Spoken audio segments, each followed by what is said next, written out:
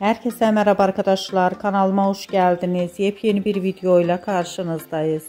Arkadaşlar, bugünkü videomuzda başarılı ve karizmatik oyuncumuz Can Yaman'dan yepyeni görüntüler geldi.